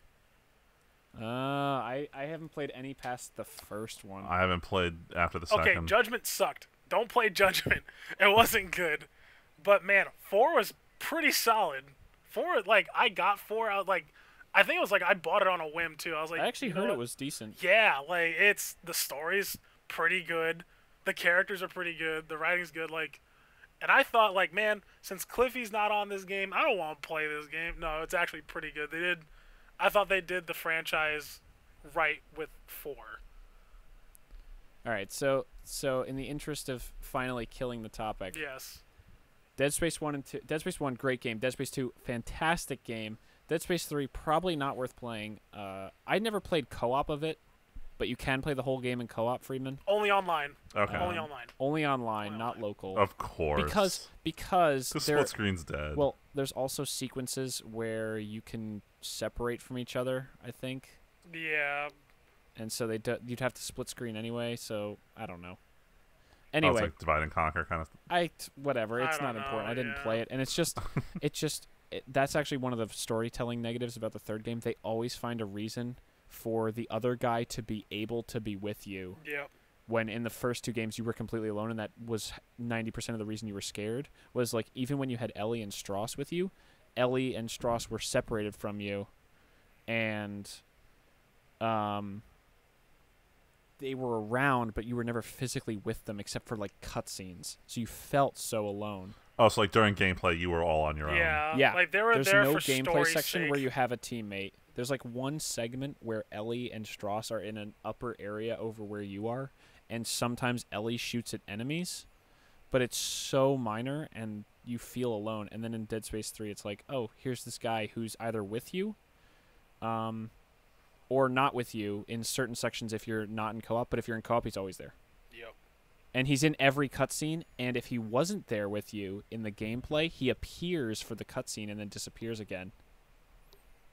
Like, he phases into That's reality and then vanishes again. And that kills that whole The tension. horror tension thing. That's why Resident Evil fucked me up. Knowing that even if you're playing alone, he's technically stapled to your back. Yeah, it kills Hurts. it. It kills But- the mood. But 1 and 2 will never be bad games. And honestly, just like Halo, you can totally see the series ending at 2. Yeah. You If don't you need want a to headcanon it, because Freeman, so I told you at the end of the first game, the very, very end, the last shot is Isaac relaxing in his shuttle, and then he turns to the left, or turns to the right, and Nicole is there, and she goes into the ghost mode that she does for all of 2 and attacks him, and then it cuts. Yep. So it's kind of like, was she an image, or was she actually there, or is she a necromorph, or is Isaac now? It's that typical weird. horror ending that you got. Yeah. But then at the end of the second game, you destroy the marker, and you're literally waiting to die because the station is falling apart. And you have kicked Ellie out. You basically tricked her into getting on a shuttle and sent her away from the station. And she swings back in and rescues you. And it's an awesome sequence right at the end. Yeah. And the final shot is Isaac sitting. You just see Isaac sitting in one of the seats on the ship. and he turns to the right, and slowly the camera tilts to the right, and then you just see Ellie sitting there, and she just turns to Isaac and says, "What?" And then it's over. Yep. Oh, And like that's the only thing that kind of bridges you to another game. Other than that, it's no. The conclusive, story or? goes. I'm just saying it was like the perfect way to end, where like Isaac, the first game had been all about Nicole, and then the end of the second game is about putting Nicole behind him and trying to end this threat and moving on. And that scene with Ellie perfectly encapsulates that, because he actually has like tries to. Apparently, in the third game, they already were romantic and then broke up, kind of. But like, it just hints at that a little bit, or it hints at like companionship and being open to people again. Yeah. Okay. Especially because he gets betrayed early in the game by someone who says they're trying to help him, and they just betray him.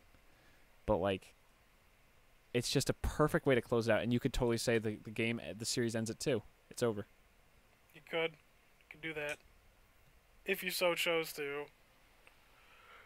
But anyway. So we don't have any questions because no one really cares about this podcast except us. But dang, no, it's true.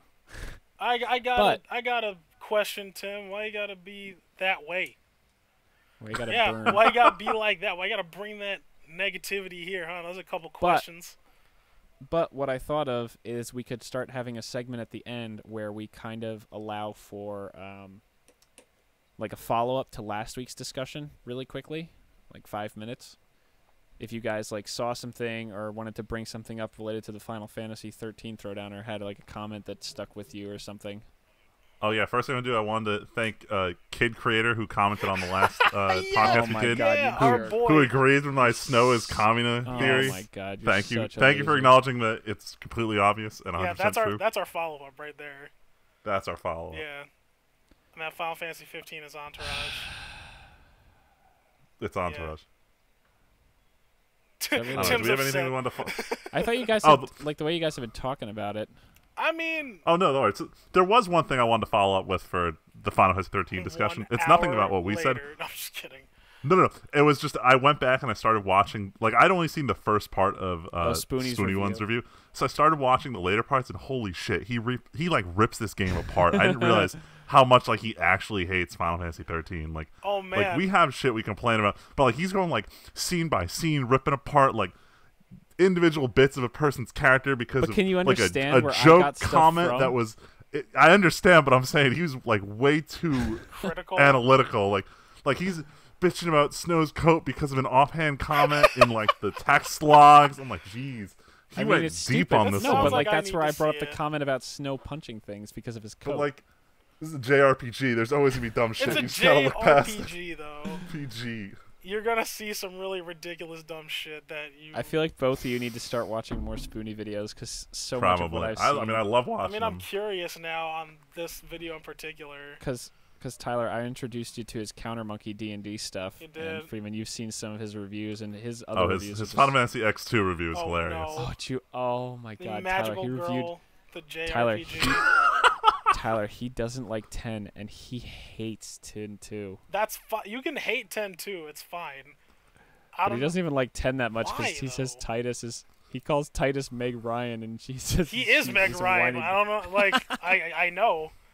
You think I don't know that? Titus so much. Same thing with 12. Like you don't play 12 for VOD. He doesn't like 12 either. You play 12 for freaking Balthier and Bosch, man. So he reviewed 10 and 10-2 and then finally did his 13 review. And at the start, he's like, "I'm not gonna review 12 because 12 sucks." What the fuck? No! Get out of here! No, 12 is so good.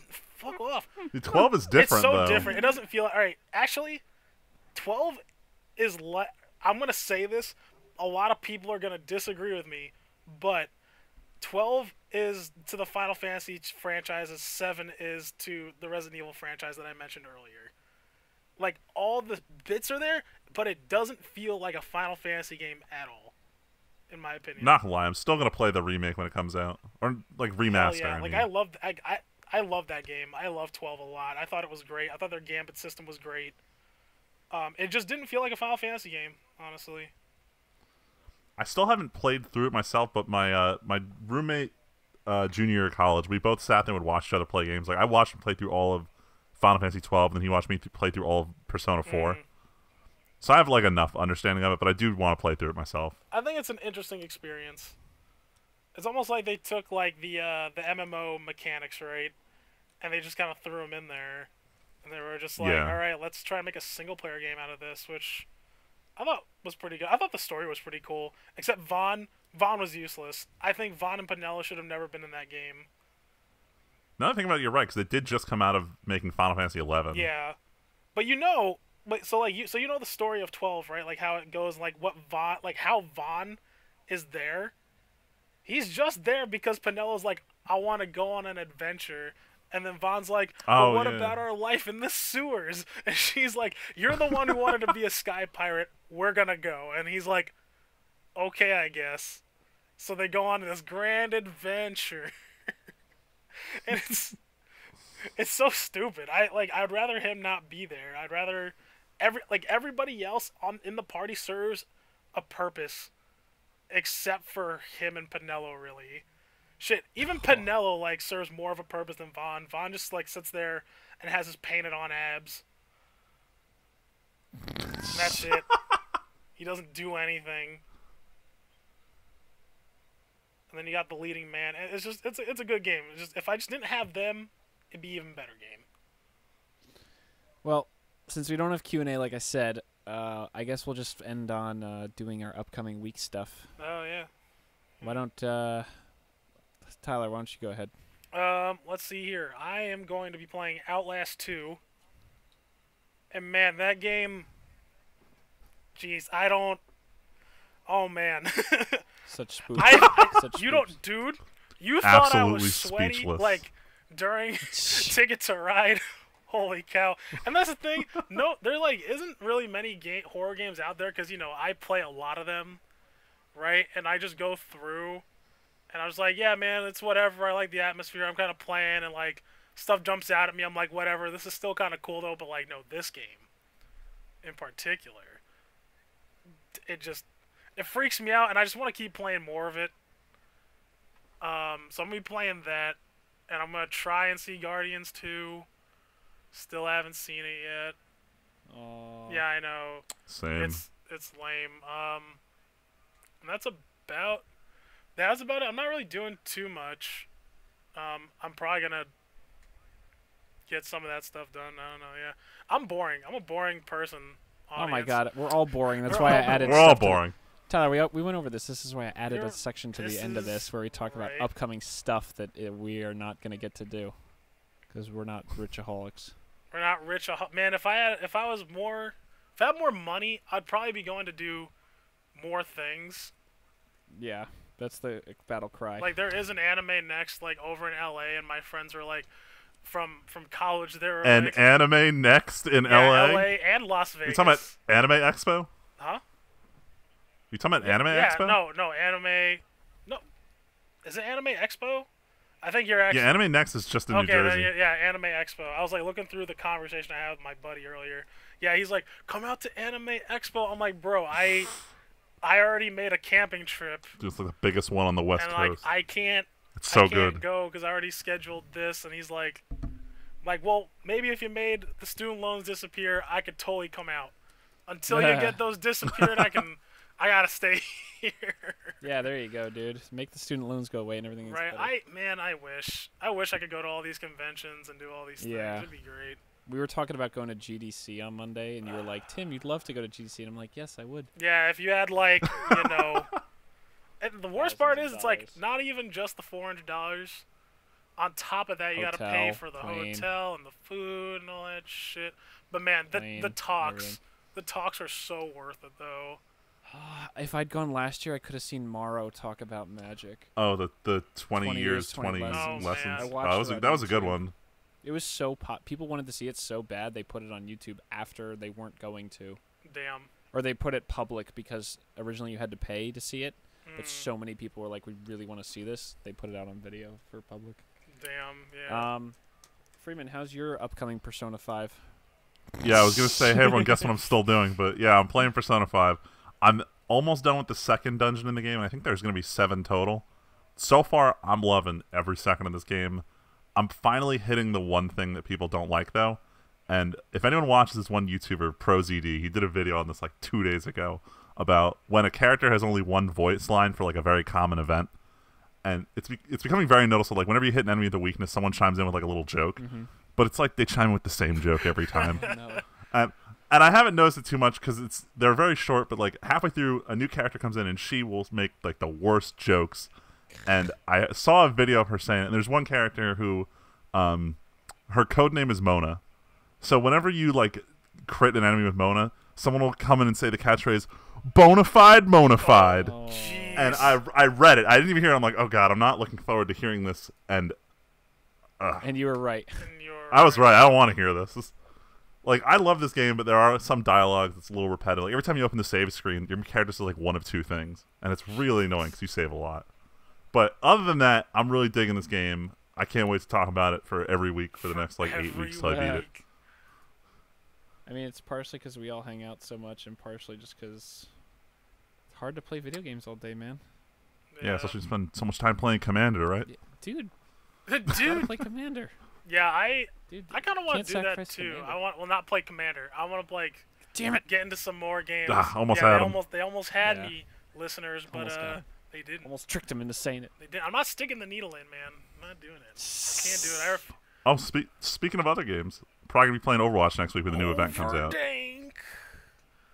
Oh yeah, the thing that got kicked to next week because of news. I love how everyone was memeing this week about, oh man, they launch the event on the anniversary or on a Tuesday, and it ended up being neither.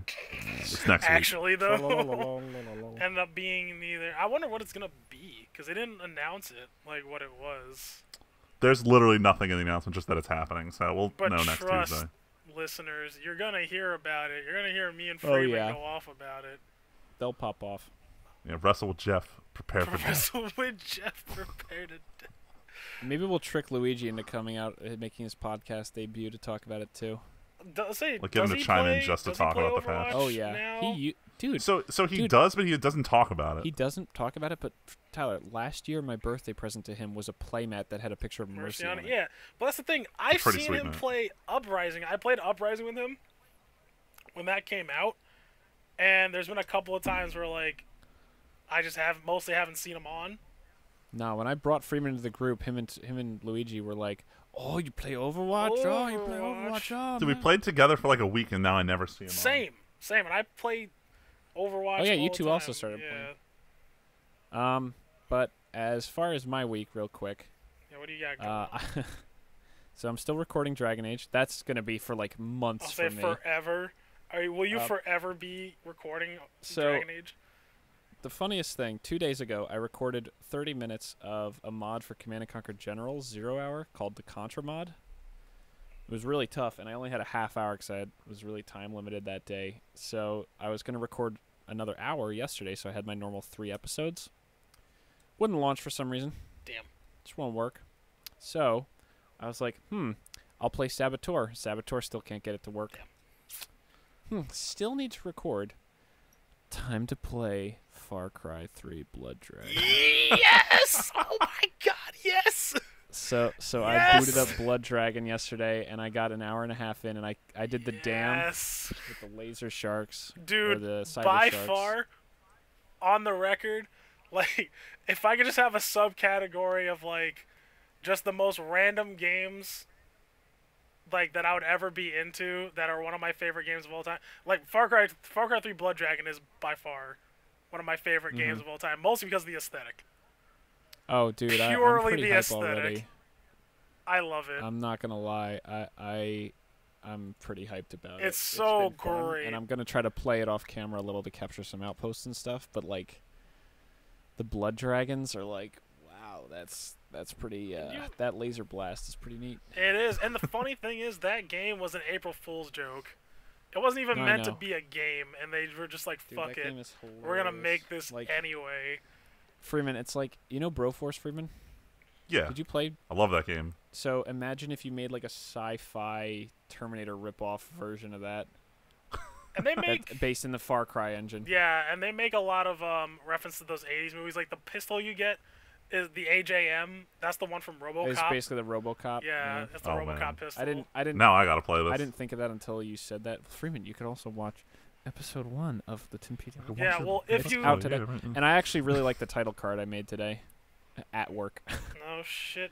What was it? If you It's actually a pretty slick title card. It was like a couple months ago. It was some time ago, but if you downloaded Uplay, I know, not a lot of people like Uplay, I know. Nope. I know. But you got Blood Dragon for free. And you know I had to do that. I had to. I bought it It's a all long about the time free ago. games. Same. I got it a long time because- ago when it first came out on the 360, I bought it. Yeah, I bought it on Steam because I think I was actually like in the middle of Let's Playing Far Cry 3 when it came out, and for whatever reason it ran worse on my computer. Weird. So but I was like, oh, I meant to play this a while ago, and I really wanna. Shit. It's funny because I kind of wanted to just get it out of the way while I was playing Far Cry 3, but now it's like I'm playing Far Cry 3 again, but with like a super cool aesthetic, because it's been so long since I actually played Far Cry 3. Blood Dragon's so great. I'm gonna play that game after I stop talking to you guys. Oh man. I'm just So do I get more guns? You do. Well, no. Okay. I'm trying to remember. Yeah, you don't get there aren't a lot of guns in that game. Unfortunately, yeah, you don't get too many. Because like I don't love any of them except like the sniper rifle and Freeman. The shotgun is literally just the Terminator 2 shotgun. Really? Yeah. Yeah. Actually, I think Oh, you man. only get the 4, if I'm not mistaken. I'm sorry, Tim. And there was a minigun pickup, but I can't upgrade it or anything. And there's like a bow and arrow, but the bow and arrow sucks, so no. But everything else about the game is fantastic. No, I bet it is. It's just like I don't like the burst rifle. The shotgun's cool, but kind of weak. And the sniper rifle's amazing, but you can't get a silencer for it. Which was like made it the most OP gun in Far Cry. Still is in Far Cry 4. Dude, still busted. the auto pistol though has a silencer and it doesn't do anything because the bullets don't kill anybody. So, like, they get shot once and they're like, "What happened?" Yeah. No one else heard the bullets, but I'll raise the alarm because I just got shot by a silenced pistol and I'm totally fine. Yeah. And it's like, what's the point? Yeah, actually, there's a lot of bad things about that game, but I just ignore it. It's actually pretty bad, actually. Like, not the game. The game isn't bad, but it's not good either.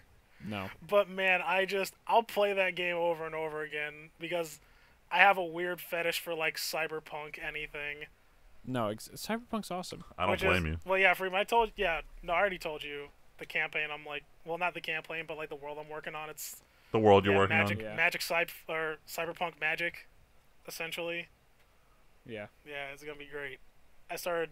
Oh yeah, you were already here when I was talking about that. Testing guns for D&D. No, I Oh yeah, no, I was listening Okay, earlier when you yeah. were talking about. No, but like I was telling you on Monday, Tyler, you should listen to Spoonie's things about Shadowrun because Shadowrun is a lot of what you're talking about, and you could probably get a lot of cool ideas. Oh, for sure. Yeah, I gotta check that Like out. his Squirt Gun Wars thing and all this other stuff. Oh man. As far as upcoming news for the week, I thought it'd be fun to just talk about a few movies that are upcoming in the next week. Oh yeah. Not because Freeman, unfortunately, the thing you were talking about, Transformers, isn't in the next week, so we'll save that for when it's coming Fucking out. Transformers. I had no clue it was even coming out, That's but yeah, which we'll is talk about it. hilarious. Transformers. I was like, oh no. There's there's a lot of movies coming out in the near future, but the only one that matters this weekend is Alien Covenant. I'm actually really excited to see this one. I hadn't started the Alien franchise, so I was already in college, and I saw it in my sci-fi movie class. I ended up marathoning the whole series the weekend after, just because how much I loved it. Mm-hmm. And then was severely disappointed when Prometheus came out. That's what? I saw Alien, Aliens, and Prometheus, and I'm not really hyped for anything new in that franchise, unfortunately. I'm like... I want to see if they can make another Yeah, good okay. one. I'm like, I recognize that Alien and Aliens are amazing, and they were very good, but I just... I'll tell y'all right now, I just saw It's Aliens never been my big thing. and Prometheus. Wow, talk about night and day. Yeah, I know. It was like, that's the weird thing, because I was like, oh, I'm going to watch the other ones as soon as I can, and then I was like, I never got around to it. Then I saw Prometheus. I'm like, what is this? This is completely Alright, so different. we're gonna cheat because I didn't realize there's like nothing else coming out this weekend. There's that nothing. matters. No, there's a Wimp Will Rise. Yeah, no, I'm there's looking nothing. at I'm on the thing right I'm on now. Fandango, and like every other thing coming out this weekend is just a thing I've never heard of ever. But next weekend is Pirates of the Caribbean. Stop. Who cares? Yo, but that movie's Did you guys? Oh, since you brought that up. Oh, the hacker Oh, thing? dude, that's interesting. That's kind of interesting. Because it's like oh yeah, it's the same exact thing that happened with Orange is the New Black. Yes. Yes. Where hackers are like, yo, we stole the movie, dude, and now if you don't pay us a bunch of money, we're gonna put Pirates of the Caribbean 10 days early. Yeah, I thought it was like Yeah, if they sorry. like don't comply within a certain time, they're gonna like keep putting out like minutes of the movie until it like completely comes out. Oh my God. Yeah, dude. Just holding it hostage. They really are. Also in movie news, apparently that King Arthur movie has bombed to the surprise of literally no one. Are you surprised? No one's surprised. I don't care. Jude Law and Charlie Hunnam, it was not enough to sell that movie. 2 weeks. Wonder Woman. I'm interested. I'm interested in Wonder Woman. I know Val's God, gonna make me go Baywatch watch is it. next Stop! Don't week. talk about that dude. movie. It's gonna be Baywatch trash, and looks I'm not hilarious. gonna see it. It looks funny. It actually That's all I'm gonna looks say. kind of It looks funny. hysterical, Stop. Tyler. Get out. No. Like they're self-aware of what they Tyler, are. I'm not even gonna lie. It looks like they It's the totally get the worst joke. part. I and it know they looks get the joke, and that's hysterical. no. I mean, okay. Let me put it this way. I'm definitely not gonna go see it in theaters. I don't really care how it does. Oh no, but I'm definitely gonna watch it on Netflix. But I think I'm gonna it's watch it on hilarious. Netflix. I think if you could make a Baywatch movie today that is totally self-aware and it looks like it is, I think you could potentially make that funny. I can't do it. I can't do it because Yes, you know you what? It can. reminds me too of all these other movies, right? That were at one point serious shows. Well, quote unquote serious shows back in like the 70s or 80s, and then they reboot them to like these comedies. Like they did Starsky and Hutch. They did Chips recently, and that didn't go over well. They tried doing Miami Vice. Well, that wasn't much of a comedy, but man, it sucked. It sucked horribly. Like, But what if it works no, this time? yeah, after the hundreds of other times that it, man. That's what they say every That's what time. they say every time. That's what they say every time. Well, I think we're gonna end the podcast here. Yeah, I'm fine with that Yeah, it's a before I good get stopping too point. salty. Yeah, these we're in dumbass good shape movies. right now. Stupid. We're in pretty good shape, so I think we'll end it here for next time. We, like I said, our topic's going to be games we wish we could play. That'll be a really good time. Yeah. Gotta start coming up with that list. Yeah, we got to start keeping the list up to date. I got of that list. topics My coming up. backlog's all the way backed up. Back. Just gotta My open up backlog's Steam and see backed up. everything I don't That's have played. that's the question. Yeah, how many games? Count how many games that you played under like 2 hours in. Yeah, you're gonna many. be there Alright. for a while, aren't man. you? We'll save it for next. We'll save it for next week. So, thanks everybody for listening. Yep, thank you. This is TNT, the Tim, Tyler, and Andrew. Tim, Tyler, Andrew. It's You mean still- Tim, Andrew, it's Tyler? still- Andrew It's Tyler, not- gotta still- preserve man, that order. You can't be screwing around with It's this. still a funny pun. It's still really clever. Yeah, not when you just point it Gift out that like keeps that. on You can't giving. just. That's what. No, man. You see, no. All right. See y'all next week. Yep. See you next week. It'll be a good time. Bye.